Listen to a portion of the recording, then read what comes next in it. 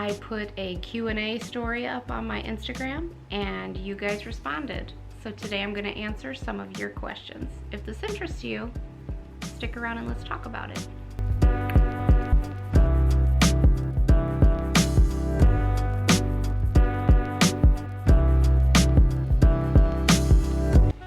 Hi, I'm Veronica and welcome to the Wholeness Shift. If this is your first time here, welcome. I teach people about easy, practical spirituality and intentional living, and I help you navigate your spiritual awakening. We talk about everything. Nothing is off limits here. We talk about aliens and dreams and spirit guides and pendulums and all the things. So if this interests you, why don't you hit the subscribe button below, because I wouldn't want you to miss out on anything good. Before we get going, I want to thank the sponsor of today's video, Audible. Audible is the leading provider of spoken word entertainment. It's not just audiobooks, it's podcasts and news and poetry and business and self-development and just so many things. They offer so many different things. And if you guys are a long-term viewer of this channel, you know that I have been a member of Audible for years. Audible is the #1 way that I'm able to consume books. I mean, I have a whole bookshelf. I love books, but it's hard to find the time, and Audible frees up your time because you can just have it playing in the background while you're doing other things. You can listen to it on your commute home from work. So many different ways that you can use that. Plus, for myself, I noticed that because I have ADHD, it's difficult for me to read an actual book. I read like the same sentence over and over and over again before it like clicks in there. So Audible helps me with that. And you know, my favorite thing to do is just to turn on an audiobook and let it play while I'm doing puzzles or crafting or cleaning my house or doing the laundry while I'm at work. I'm a nurse. I do my documentation. It's playing in the background. I'll have it playing while I'm in the shower or taking a bath. So if you want to join Audible, you can get a free month, a free 30 days, if you use my link, audibletrial.com/shift. That's audibletrial.com/SHIFT.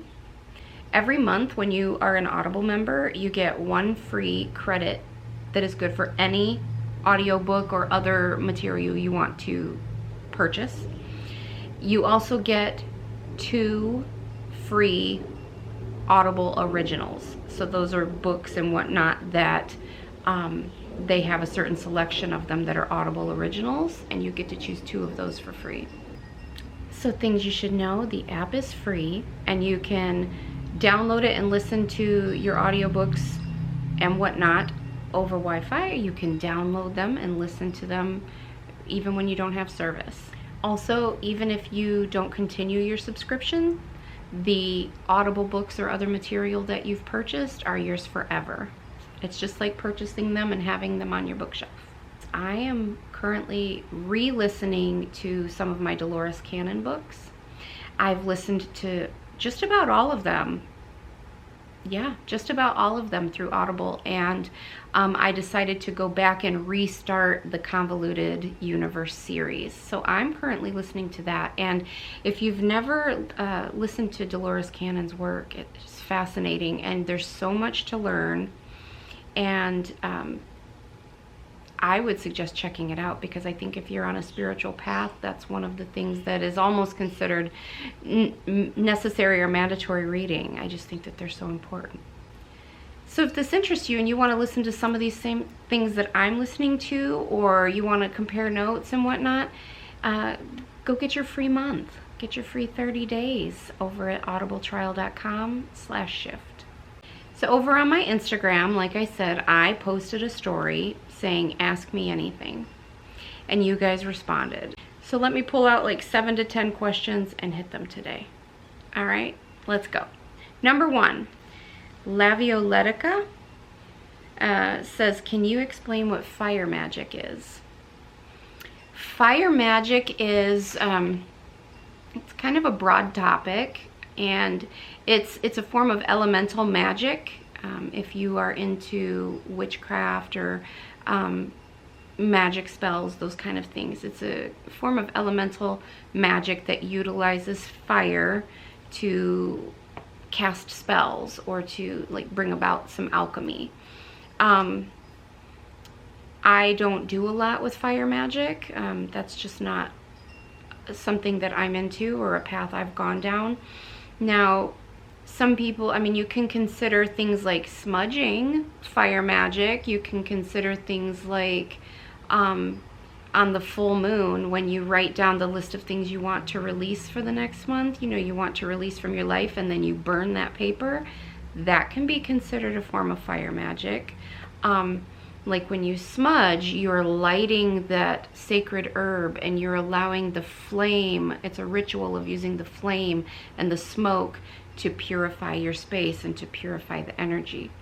So yeah, those, even simple things like that can be considered a form of fire magic, but it can get way more complex than that too, or like different spells, but that's what it is. It's using fire in order to, using the power of fire to cast spells. All right, number 2.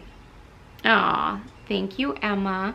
Emma is one of my members, and she says, how was your day, love? And my day was good. My day has been really good. I went to brunch this morning to celebrate 2 of my daughter's birthdays and my grandson that's coming, because Maddie's birthday is on July 23rd. Today is the 16th, Saturday I'm wrong. Today is Sunday the 16th. I have my days all mixed up. Today is Sunday, July 16th, and Magdalene's birthday is on July 23rd, and Amelia's birthday is on August 7th, so like 2 weeks later. And she's due with my grandson on August 4th. So all 3 of my little Leos are gonna have birthdays right now. So we went today to First Watch, and we celebrated their birthdays. And because we don't know if Amelia's gonna be in labor or postpartum when it comes to her birthday. So anyways, it was a wonderful day. I don't get to see my grandbabies nearly enough, and I got to spend time with them today. So I got to spend time with my parents and all 3 of my daughters and their partners and my 2.5 grandchildren. Almost 3. So anyways, I'm good, and I've had a good day, and I hope you did too. If you guys are interested in joining my membership, yeah, I mean, I think that you'd get a lot out of it. It's only $15 a month for the full access, and you can sign up over on my website, not here on YouTube. Over on the website is where you're going to get all the benefits. Now, you can join here on YouTube on the lowest level, like if you just want to give me some support and you don't really want anything else, that's fine. But if you're looking to be part of the community and to participate, head over to my website and sign up for Club Shift. Number 3, HN Borden 20 wants to know, have you ever called open Mary Magdalene? I have not. Nope. If you have more information on that, or something you want me to know, or want to teach me about something, I would love that. Leave it in the comments, send me an email, something like that, but no, I have not. Number 4, how do you know when you're becoming more conscious? What signs do you see? Ooh, that's fun. So so many, and not everybody has every sign, but most people have most of the signs. So off the top of my head, and that's always a slippery slope because I can be forgetful. So I'll finish recording this, and then I'll think of like 5 more things I wanted to say and be like, I forgot. But off the top of my head, you are going to start having really vivid dreams. You might notice some of your clairs or your gifts coming online. You might start seeing things, hearing things, feeling things, knowing things, getting premonitions. You might find yourself questioning everything. You might find yourself in this situation where you have a complete breakdown of everything you've ever believed. And you're like, is anything even real? Is everything I've ever been taught a lie? And you start questioning everything. And then you start rebuilding your belief system from the ground up. You might just find yourself really drawn, inexplicably just drawn to metaphysical things, mystical things, spiritual things, meditation, crystals, channelers, things like that. And then once you do start waking up and you become, like, you start meditating and raising your vibrations and your consciousness starts to expand, you're going to find yourself having a lot of what Christians call the fruits of the Spirit, meaning that if you are close to God, you're going to exhibit these fruits in your life. Your tree will bear these fruits, is what that means. But I found that, I mean, although I was raised a Christian and I was a Christian for probably the first 35 years of my life, I exhibit more fruits of the Spirit now than I ever did before. Like, I feel like my soul is so much more open, my heart is so much more open.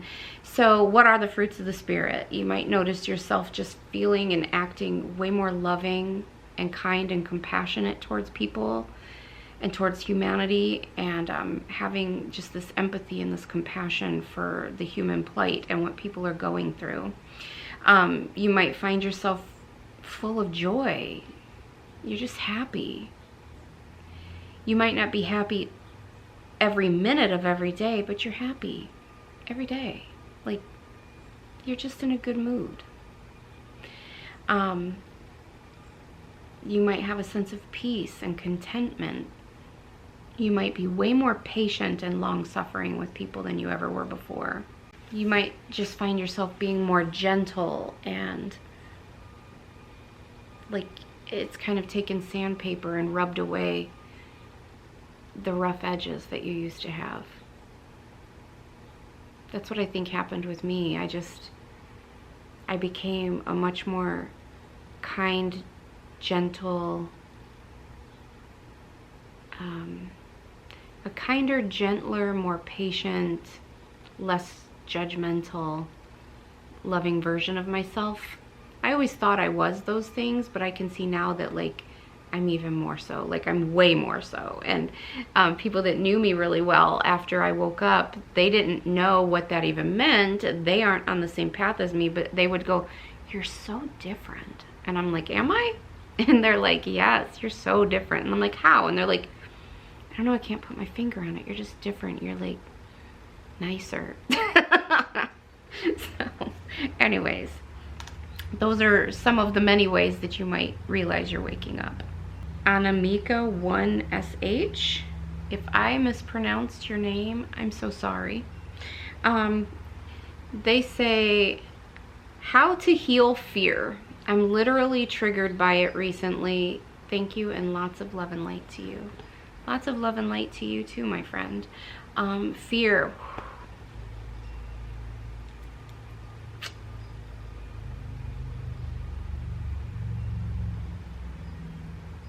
That's a big one for me.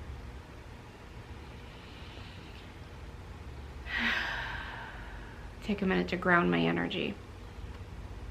You can see from that swell of emotion I have that that is still a very big one for me. And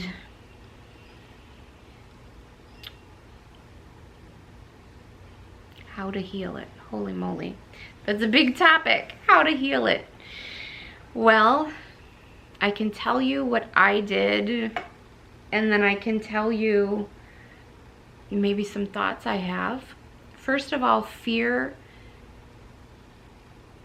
When you have issues with your root chakra, chakra number 1, right at the base of your tailbone, the color is red. It deals with issues of safety and security and groundedness, knowing that you're okay and that you're safe.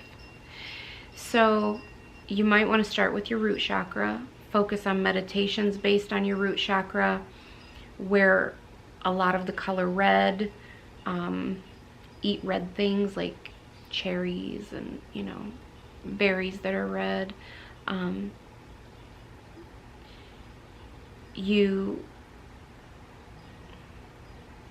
Sometimes I think it can also have to do with your solar plexus chakra, because you're not feeling confident, you're not tapped into your personal power, which gives you confidence to know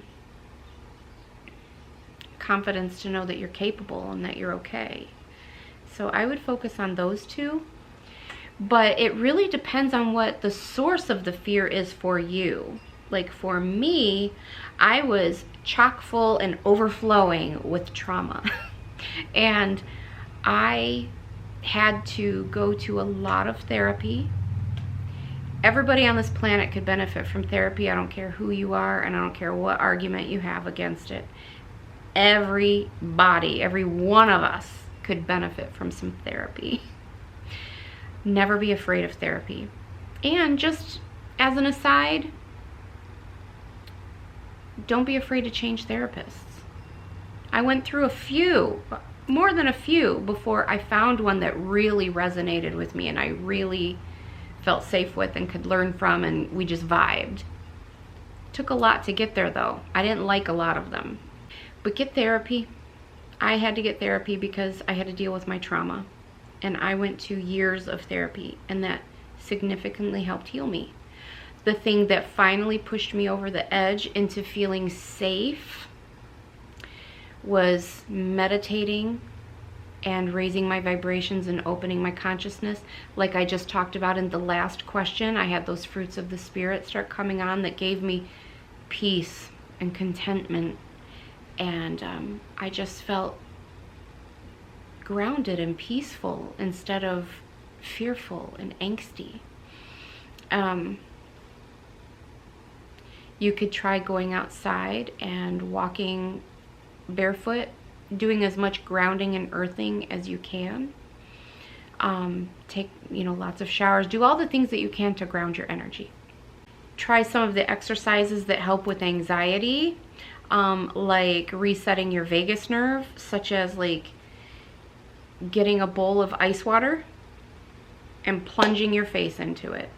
It takes you out of the fight or flight mode. It gets you out of that fear mode, and it resets your vagus nerve, and it helps bring you back to normal. You can Google more information on that if you want, but you know, just Google like putting your face in a bowl of ice water to reset your vagus nerve, or ways to reset your vagus nerve. You could try something like that. But spiritually speaking, root chakra, solar plexus chakra, therapy, meditation, and doing the shadow work, doing some journaling, doing some deep diving into your feelings to figure out, where is this coming from?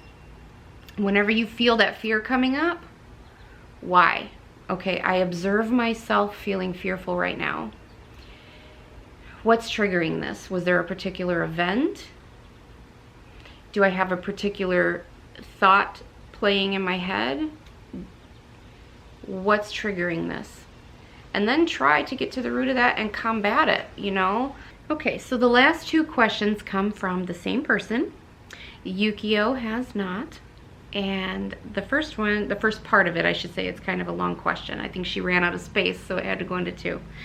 So she says, are our pets a part of our soul/spirit family? I sense a powerful soul/energy from my pet, but then why come on Earth as a pet? They can't do much in that tiny little body or talk.